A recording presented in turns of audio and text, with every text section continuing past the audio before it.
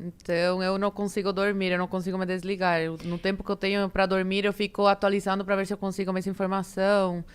Enfim. Acabou que você virou quase uma repórter, né, local, assim, de Cuba, porque Sim. a galera sabe que você tá aqui, tem um fácil acesso, né, a você para conversar e tudo. Sim. E você conhece gente que está lá nesse momento, E né? eu fui Então, uma das primeiras pessoas aqui no Brasil a denunciar, né? Eu fiz um vídeo, acredito que um dia antes, que eu fiz um vídeo denunciando sobre o colapso da saúde em Cuba. E foi esse colapso que levou o povo a se jogar pra rua.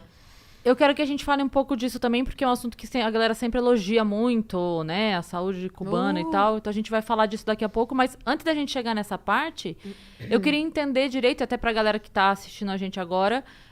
Você morou lá criança, adolescente? Como é que foi? Você nasceu lá? Eu nasci em Cuba e morei até os 12 anos.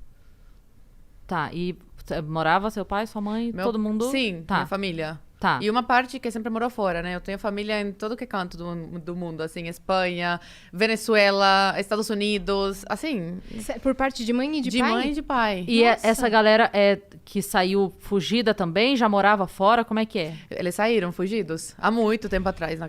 Lá nos anos 60, tem uma tia que saiu bem no comecinho, que foi uma das sortudas da família, né? Que aí conseguiu fazer toda a vida dela na Espanha. Entendi. Então ela saiu, ela era jovem ainda. Ela isso? era jovem. Que é o seu caso também, né? Você também teve 12 essa. anos. Sim, É. 12. Eu tive muita sorte, né? Dos meus pais tomarem essa decisão de sair e eu conseguir passar a minha adolescência, né? E juventude num país como o Brasil. Cheio de oportunidades e muito mais do que Cuba, né? Como foi, assim, esse momento pra eles tomarem essa decisão? Cara, que meu pai, ele é engenheiro em telecomunicações e eletrônica. E ele era o chefe de ETEXA. ETEXA é rede de telefonia, quem cuidava da telefonia. E da internet, que na época era completamente proibido. Meu pai, nessa época, tinha acesso. Pra você ver o cargo que ele ocupava. E Ele tinha acesso à internet? Ele tinha. Ele cuidava do acesso da internet da cúpula, né? E dos turistas não, mas pessoas que vinham de outros países para conferências, essas coisas, reuniões com a cúpula do governo. E aí, quando você chega nesse patamar assim muito alto no trabalho, você precisa virar do Partido Comunista de Cuba, você tem que entrar. E aí começaram a sondar meu pai, jogaram na parede e falaram, olha, você tem que entrar pro Partido Comunista de Cuba, está na hora, que não sei o quê. E aí meu pai como que ficou enrolando, não podia falar um não direto, senão perdia o emprego e ainda ia ser perseguido, ele e toda a família. Então ele entrou em contato com a prima dele, brasileira, e ela fez uma carta oficial convidando ele para vir pro Brasil. Foi em 2005 isso. Imagina, é muito mais complicado do que é agora para sair de Cuba. E aí, deu tudo certo, a carta deu certo, meu pai deixou minha mãe grávida, da minha irmã do meio, me deixou com 5 anos, e veio pro Brasil. Aí, era para ele ficar 3 meses de visita, ele não contou para ninguém que ia ficar, obviamente, só a família sabia. Ficou 3 meses e aí ficou ilegal, até completar 1 ano, que ele falou, olha, eu tenho que fazer alguma coisa, tenho que pegar os documentos, né, a documentação, para conseguir começar a papelada para trazer a minha mulher. Uma pausa. Enquanto isso, vocês lá, já que ele tinha Sim. saído meio fugido, como é que foi pra vocês lá? Rolou alguma coisa Não, de... nada. Tá. Nada. Não aconteceu nada. Aí, só que assim, ela não podia entrar no país. Se entrasse, ela seria preso. Então, não podia entrar. Agora, E não vocês sei, não se atualmente. falavam? Poucas vezes. A gente tinha acesso, minha mãe tinha acesso a e-mail, através de um amigo dele, que trabalhava em ETEXA também, que emprestava o e-mail para minha mãe se comunicar com meu pai, ou com meus primos que trabalhavam num programa parecido com o Mais Médicos, e eles também tinham acesso na época a e-mail. Aí minha mãe pegava o e-mail deles e mandava, Tá. se comunicava com meu pai através disso. E aí meu pai veio pro Brasil, nesse período ele ficou ilegal aqui, até completar 1 ano. Completou 1 ano, foi a Polícia Federal, porque não dava mais para ele ficar assim, sem documentação e tal, e pediu asilo político. Aí ele ficou aqui como exilado político. Depois de quase 4 anos, ele conseguiu tirar minha mãe de Cuba. Aí minha mãe veio pro Brasil, deixou eu e minha irmã em Cuba com os nossos avós.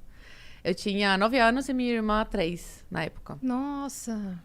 E aí minha mãe veio pra cá, reencontrou meu pai, e nesse período, minha mãe engravidou da minha irmã caçula, que eu falo que é o presente das nossas vidas. E aí depois de quase 3 anos, conseguiram tirar a gente de Cuba. Meu pai conheceu a minha irmã do meio com 5 anos, voltou a me ver com 12. E a gente conheceu nossa irmã caçula com quase 3 anos. Então, assim, basicamente é essa história. Mas no meio é muita burocracia, muita Foi coisa, 2010? né? 2011. 2011. Ele saiu em 2005. E só conseguiu reunir toda a família em 2011.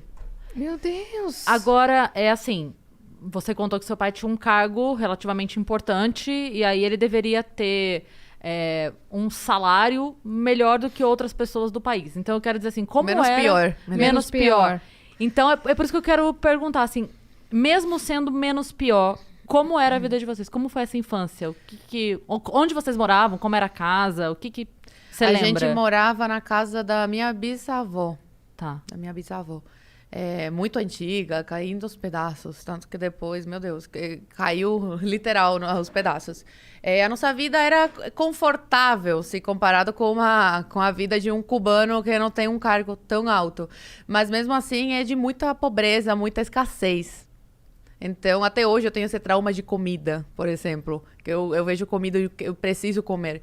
Porque uma coisa que faz muita falta no dia a dia do cubano, mesmo você tendo um pouco mais de dinheiro que o cubano comum, porque, sei lá, você tem família fora e eles mandam dólares, você não consegue adquirir alimentos. Eu estava falando com minha avó essa semana agora, quando eu consegui me comunicar com ela. Ela tá lá? Sim, eu fiquei mais de 24 horas sem conseguir comunicação com os meus avós que moram lá, porque eles estão cortando a internet. Aí, quando eu consegui, ela falou, a coisa tá muito feia, tanto na rua, né, os manifestantes, como que não tem comida, não tá encontrando comida. Aí, eu e meu pai, a gente mandou dinheiro, mas de nada adianta o dinheiro, porque não tem da onde tirar, não tem. Cuba colapsou. Ela não consegue sair de lá? Ela não quer? Ela tem cidadania espanhola. E meu avô também. Eles conseguem sair. Só que assim, meu avô, ele já teve uma época da vida que foi comunista. E ele mora na mesma casa desde que nasceu, há 70 anos. Então, ele é muito apegado às coisas dele. Ele fala que ele quer morrer lá. Então, minha avó não pode sair e deixar meu avô sozinho. Entendeu? Sim, porque os filhos não estão mais em Cuba. Minha mãe está no Brasil, o irmão da minha mãe está nos Estados Unidos. E então, minha avó fica lá pra ficar com ele, né? Pra fazer companhia. A vida inteira casados, né? Não vai abandonar. Então, eles têm, na verdade, uma ligação com toda a vida, toda a história deles que É muito tá lá. complicado pra gente, né? De imensidade, assim. Uma nova realidade tão diferente, né? Porque meu avô, quando veio aqui, ele estranhou muito a realidade do Brasil. Ele já veio pra cá? Ele já veio, a gente já trouxe. E ele ficou como, assim? Não, assim, quando a gente levou numa churrascaria, por exemplo, gente, foi a primeira vez na vida que ele foi numa churrascaria. Na época, ele tinha 60 e poucos anos. Meu Deus. Ele ficava chocado com tudo, mas também ficou chocado com como você tem que trabalhar aqui. Né? Em Cuba, as pessoas trabalham o mínimo, assim, porque a vida é miserável. Então, por mais que você trabalhe, você vai ter uma vida miserável. Então, tem gente que foda-se, eu não vou trabalhar. Entendeu? Porque trabalhando ou não faz diferença. Exatamente. Por isso que eu falo que se eu morasse em Cuba, cara, eu ia ser uma vagabunda. Porque eu não ia fazer nada da minha vida. Eu não ia querer fazer faculdade, nada. Pra quê? Pra vida miserável, que o cubano leva, mesmo tendo cargo e tudo. Você estaria indo pra rua agora? Estaria presa. Provavelmente. Muito antes disso, porque desde cedo já comecei, né, com a minha língua.